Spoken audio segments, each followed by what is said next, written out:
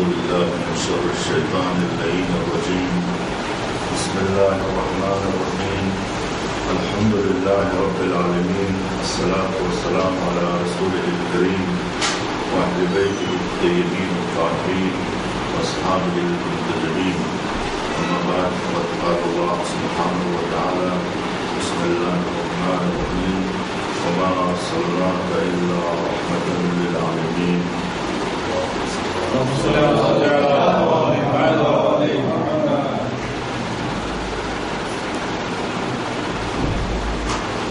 حضرات المؤمنین کرام، نبی کریم صلی اللہ علیہ وآلہ وسلم کی ظہور کا یہ مہینہ ہے، ماہ ربیع الاول. وہ مبارک مہینہ ہے جس مہینے میں دنیا انسانیت کو، تاریخ بشریت کو ایک ایسا رہبر اور ایک ایسا رہنما ملتا ہے کہ جس کی نظیر پوری تاریخ بشریت میں نہیں ملتی.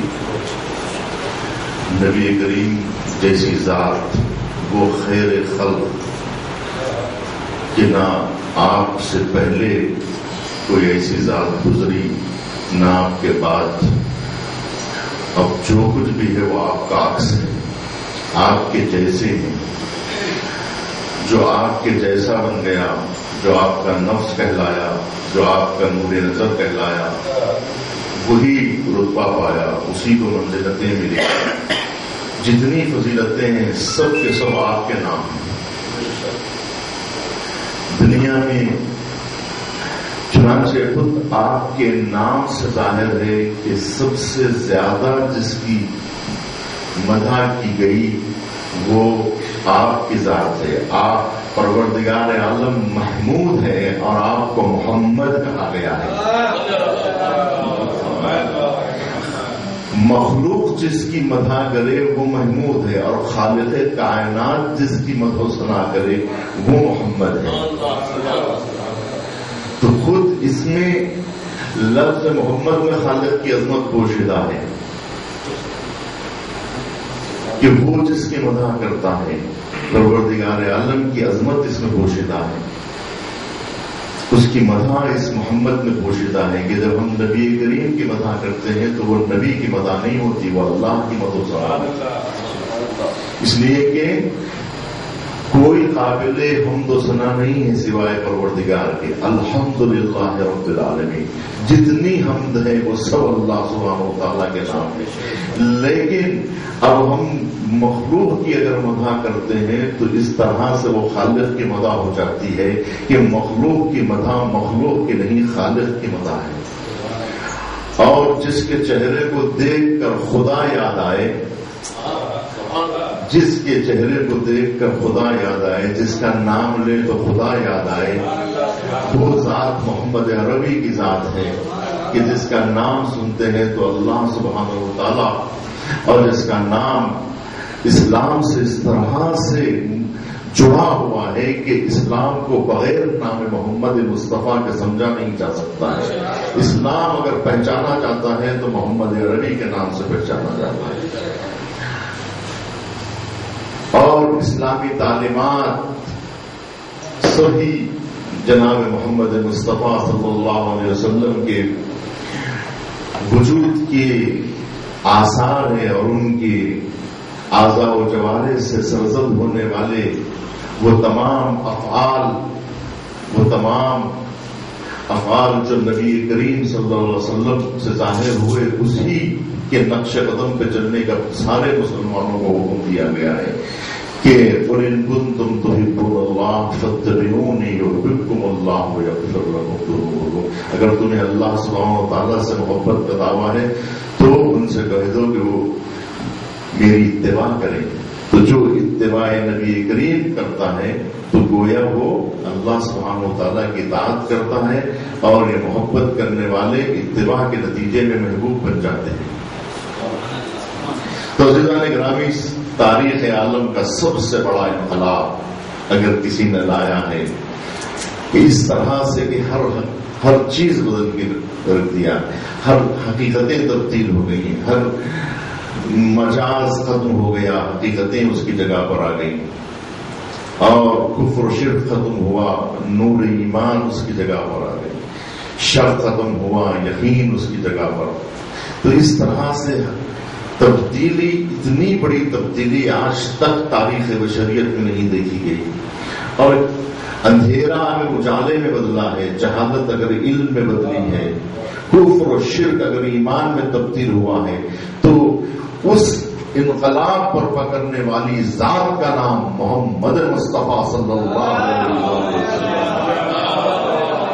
اتنا بڑا اعجاز دکھایا ہے نبی کریم نے۔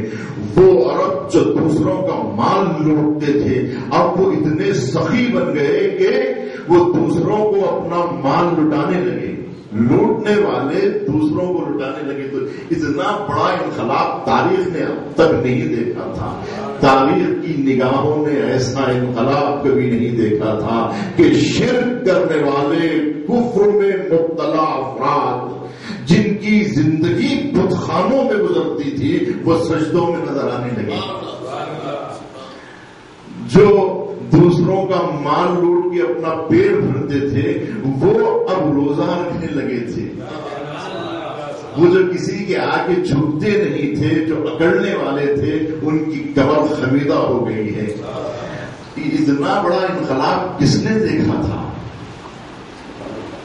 ایک دو کو ایسا نہیں کیا، بلکہ یہ واقعی تاریخ اگر سوچے انسان تو اس کے دماغ کی رگیں پھٹ جائیں گی۔ اگر آج آپ سعودی عرب میں چلے جائیں تو اس وقت آپ کو معلوم ہوگا کہ ان لوگوں کو کوئی بات جو ان کو پسند نہیں ہے وہ سمجھانا انہیں کتنا مشکل ہے۔ آج کے مسلمانوں کو سمجھانا جب اتنا دشوار ہے، تو اس دور کے مشرکین کو جو نبی کریم نے خدائے واحد کا جو پیغام پہنچایا ہے، یہ اتنا بڑا کارنامہ ہے۔ اور حجۃ الوداع کے موقع پر ایک دو تو نہیں بلکہ 1,00,000 سے زیادہ مجمع نبی کریم نے جمع کر لیا۔ تاریخ بشریت قیامت تک سوچتے رہے گی تو اس کو سمجھ میں نہیں آئے گا کہ اتنا عجیب کارنامہ کس نے کیا ہے۔ جناب نوح علیہ السلام نے 950 سال کی تبلیغ کے بعد 80 آدمیوں کو کشتی میں بٹھا پائے تھے۔ 950 سال کی تبلیغ کا نتیجہ 80 افراد ہیں۔ جناب موسیٰ علیہ السلام نے ایک قوم بنائی تھی جو شاید 80 یا 90 افراد سے زیادہ نہ رہی ہو، جسے لیکن جناب موسیٰ علیہ السلام صحراؤں کی طرف جا رہے تھے۔ یہ ان کا عظیم ترین سرمایہ تھا جناب موسیٰ علیہ السلام کا۔ تو اب اندازہ لگائیں گے کہ ہمارے نبی کریم جب حجۃ الوداع سے واپس لوٹ رہے تھے تو ان کے ساتھ 1,00,000 سے زیادہ کا مجمع تھا۔ 1,00,000 سے زیادہ مسلمان تو خود حجۃ الوداع میں نبی کے ساتھ تھے، تو کتنے مسلمان رہے ہوں گے جب نبی کریم نے وصال کیا ہوگا۔ تو کیا کوئی غور کر سکتا ہے کہ یہ کتنا بڑا اعجاز ہے؟ اللہ کی سب سے بڑی نشانی اگر روئے زمین پر اب تک آئی ہے تو وہ ہے سوائے محمد مصطفیٰ کے اور کوئی نہیں ہے۔ اللہ کی سب سے عظیم ترین نشانی کہ جنہوں نے یہ کہا کہ انی بعثت لأتمم مکارم الاخلاق۔ اب یہ جتنے ستارے آسمان پہ نظر آتے ہیں، مہتاب ہو یا ستارے، یہ سب نور محمد مصطفیٰ کا جلوہ ہے۔ اگر علی مرتضیٰ ہے تو محمد مصطفیٰ کا جلوہ ہے۔ سلمان ہے، ابو ذر ہے، مقداد ہے، عمار ہے، بلال ہے، یہ سب کے سب نبی کریم کی وجود اور ان کے نور کا جلوہ ہے جو ہزاروں آئینوں میں نظر آئے گا۔ لیکن یہ جلوہ محمد مصطفیٰ کا جلوہ ہے۔ یہ نور محمد مصطفیٰ کا نور ہے. یہی وجہ ہے کہ امام حسن نے جب اپنا تعارف کروایا تو محمدی ہونے کی حیثیت سے کرایا. امام حسین نے اپنا تعارف کروایا تو میں محمد مصطفیٰ کا بیٹا ہوں. جب امام زین العابدین نے اپنا تعارف کروایا تو کہا میں محمد مصطفیٰ کا بیٹا ہوں. امام جعفر صادق نے جب اپنا تعارف کروایا تو کہا میں محمد مصطفیٰ کا بیٹا ہوں. اب امام مہدی بھی آئیں گے تو یہی کہیں گے کہ میں محمد مصطفیٰ کا بیٹا ہوں. یعنی محمد مصطفیٰ وہ شان و عظمت کا نام ہے کہ علی آئیں گے تو کہیں گے میں نفس محمد ہوں, میں محمد کی جان ہوں. سب کو عزت ملتی ہے تو نام محمد سے عزت ملتی ہے, سب کو شرف ملتا ہے تو نام محمد سے شرف ملتا ہے. یہ نام عظمتوں والا نام ہے, یہ نام عزت و شرف کا نام ہے. تو ہم اگر ہمیں عزت چاہیے, دنیا بشریت کو عزت چاہیے, تو وہ آئین اور نقش محمد مصطفیٰ پر اپنے آپ کو سر تسلیم خم کر لیں اور کہیں کہ اسی لیے تو اقبال نے کہا کہ محمد سے وفا تو نے تو ہم تیرے ہیں, یہ جہاں چیز ہے کہ اللہ و قلم دے. اب جتنے انقلابات آتے رہیں گے دنیا میں عزیزان گرامی, اسی انقلاب کا صدقہ ہے. اور جتنی قربانیاں دی گئی اسی مشن کی حفاظت کے لیے دی گئی. اور اس کا اندازہ اولاد محمد مصطفیٰ میں تھا. وہ اور ہوں گے جن کی اولاد کو وہ شرف نہیں ملا جو اپنے آبا و اجداد کی عظمتوں کا تحفظ کر سکے. لیکن یہ محمد مصطفیٰ کی عظمتیں ہیں کہ جن کی اولاد کو اللہ نے اتنا شعور دے دیا کہ کسی اور نے دین مصطفیٰ کے لیے وہ قربانیاں نہیں دی جتنی امام حسین نے اس دین اسلام کے تحفظ کے لیے دی. محمد مصطفیٰ کے مشن کے تحفظ کے لیے اپنی اور اپنی اولاد کی قربانیاں دے کر یہ بتایا کہ یہ مشن اس قابل ہے, اس کے لیے ہم اپنی جان دے سکتے ہیں اور اپنی قربانیاں دے کر اس دین کا تحفظ کر سکتے ہیں. تو عزیزان گرامی, آج بھی یہ دین ہمیں قربانیوں کی دعوت دے رہا ہے. آج جتنے انقلابات آپ دیکھ رہے ہیں یہ اس عظیم انقلاب کا پیش خیمہ ہے. جو انقلاب آنے والا ہے وہ انقلاب ہے ظہور کا انقلاب, وہ فرزند محمد مصطفیٰ کا انقلاب ہوگا. یقیناً اسی لیے تو نبی کریم نے ارشاد فرمایا کہ وہ آنے والے کی کنیت میری کنیت ہوگی. اس کو پہچاننے کا طریقہ یہ ہوگا کہ اگر اس کی سیرت نبی کریم کی سیرت ہوگی تو وہ یقیناً فرزند وہ ان کا فرزند ہوگا. اگر ان کی سیرت ہوگی, ان کا نام ہوگا, ان کی صورت ہوگی تو وہ ان کے فرزند ہوں گے. میں انہی جملوں کے ساتھ یہ گفتگو کو ختم کر رہا ہوں. السلام علیکم ورحمۃ اللہ وبرکاتہ.